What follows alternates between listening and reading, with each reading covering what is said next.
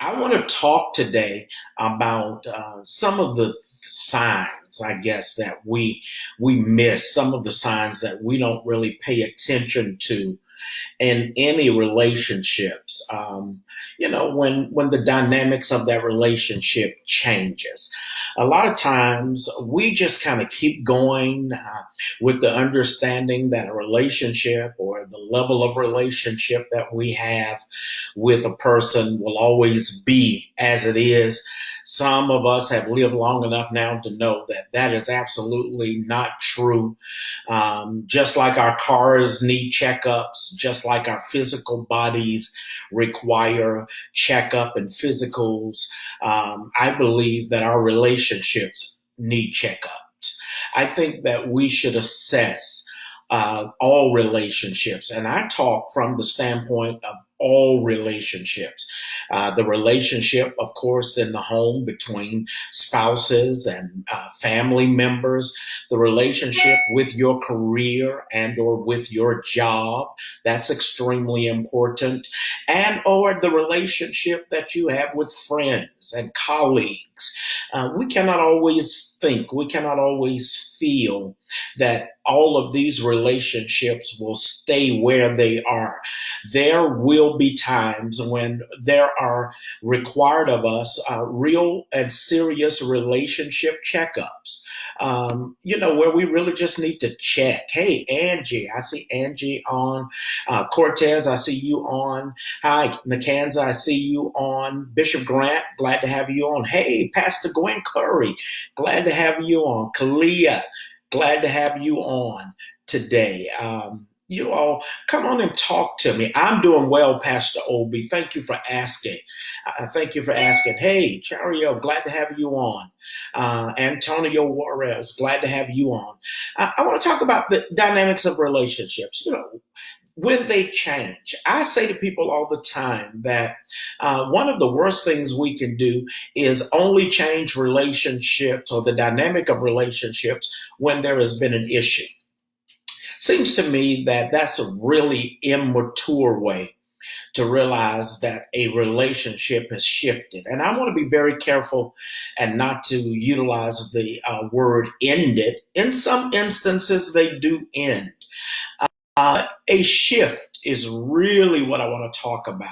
How relationships really shift and what that shifting looks like. I really want us to really discuss that because a lot of times we don't. Hi, Pastor Prophetess Candy Majette Ward, you have been blessing me. I want you to know I'm trying to share as much of what you put out there as possible, but you have been blessing me. Glad to have you on. All is well here. I pray the same for you on the eastern part of the state. But you all, we really have to just kind of pay attention to the signs. And what are those signs? They're real serious. When engagement shifts, when a level of engagement shifts, we should be able to sense that. Pastor Hammond, good to see you, man of God. Grace and peace to you. I'm following you. I want you to know that. I just hit your page, not your Facebook page, but your ministry page. I'm following you. Great things. You know, we have to recognize that when engagement changes, that means that there is a shift in that relationship. Nobody is required to talk to us all the time. Hey, Bishop Wiley, nobody is always able to just be on the phone with us all the time. But when you go from being very conversant with a group of people, whether that's a coworker or whether that's someone that you may do business with, whatever the relationship, even within the home, within the family, if a person goes from being extremely conversant to now they are hardly saying anything, they don't talk about much and don't share much, you have to recognize that when engagement changes, there is a shift in that relationship. And a lot of times we sit back and we don't address it. We just say, well, maybe they are busy with other things. But people who value relationships, people who truly value relationships will notice and question the shift in engagement. Pastors especially, you should be very aware of that. When a person goes from being very active to hardly doing anything, not participating, that's a time for a one-on-one. And I'm not talking about throwing something out openly and publicly that everybody hears. But I'm talking about saying to that individual, come sit with me. Let's talk. I've noticed that your level of engagement has changed. What's going on with you? Are you okay? Is there something we need to discuss? And I'll tell you all, when you do that, you take responsibility for the continued growth and development of that relationship. When you won't sit down and question a relationship health and a relationship's status, you are not being responsible. It also says that you really don't have a heart for that relationship that you should. Again, we're not talking about needy people or people who need attention. We're talking about those valuable interpersonal relationships, or the relationships within our homes, or the relationships with our coworkers, whatever the level of relationship, you should be willing to address a lack of engagement, because a lack of engagement does speak to the fact that there is a shift in the dynamics of that relationship. Sometimes things have been spoken that we are not even aware have been offensive to someone else, or we have engaged in an action that may have offended them. Sometimes you miss something that is important to people. And if you miss it, they take offense. And everyone is not relational enough. Everyone is not conversant enough. Everyone, hey, Georgia, everyone is not able to communicate their thoughts or what they're feeling.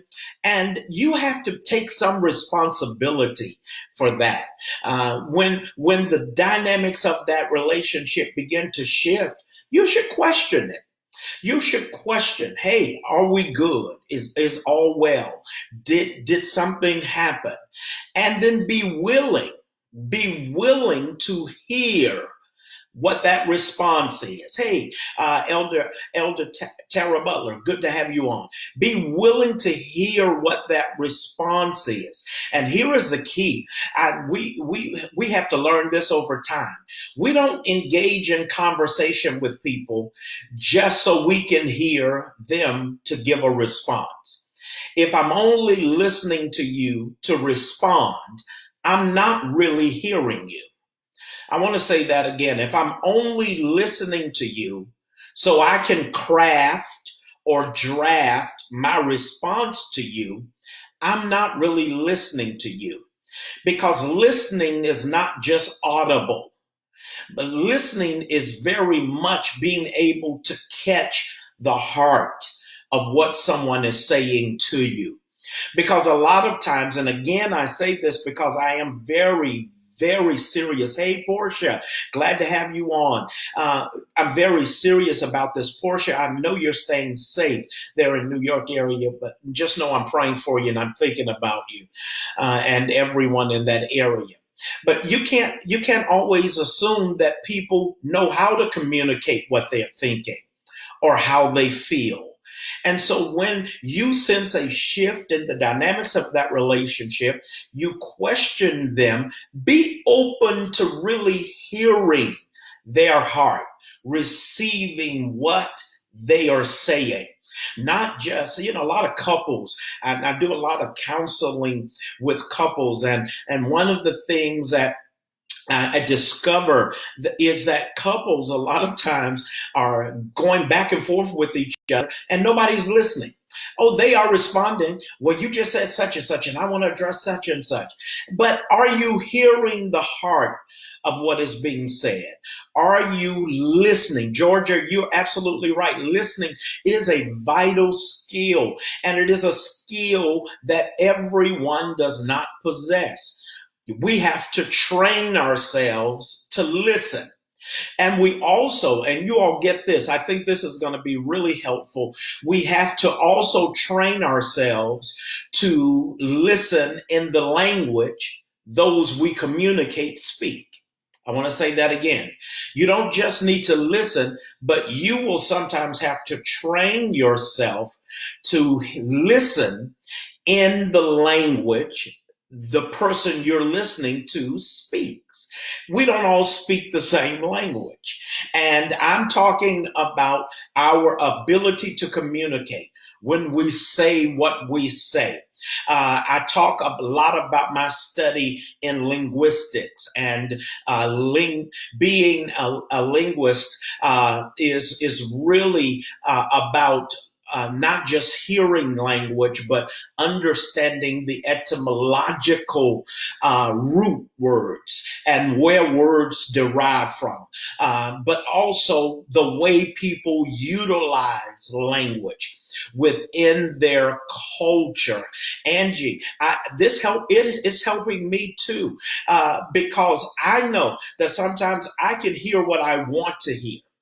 And many of us are like this. We hear what we want to hear, but we don't really hear what a person is trying to communicate.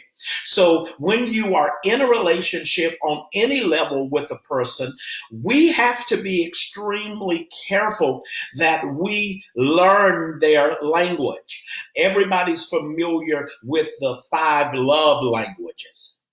The 5 love languages. But I want to talk about, just for a few moments, communication languages. The language we communicate in. How is that? The language we communicate in. Because, Tanyana, one of the things that I have discovered is that we don't all communicate in the same language. You've got to be able, hey, Bishop Worsham, glad to have you on. You've got to be able to hear the language that a person is utilizing. I posted the other day what the mayor, hey, Crystal, glad to have you on. Bishop McCorkle, glad to have you on, Dr. McCorkle. Can I tell you all, I posted the other day the mayor of West Memphis, I think it is, Tennessee, West Memphis, Tennessee, just went on and used a curse word when he was telling his citizens to stay at home. And I shared that, not worried really about what people would say or think. I shared it because I thought that it was a very specific point. And what I thought about, and even a lot of people who interacted with that particular post, what they shared with me was, that's plain, that's simple, that's how you talk. You got to recognize that when you're talking to a certain audience, you got to speak their language. You got to speak their language. When we were growing up, my brother and I, and my sister, even as she was in and out of the home, we didn't hear always the language my parents spoke in. So they had to speak our language. And my grandmothers, oh wow, they had to speak our language.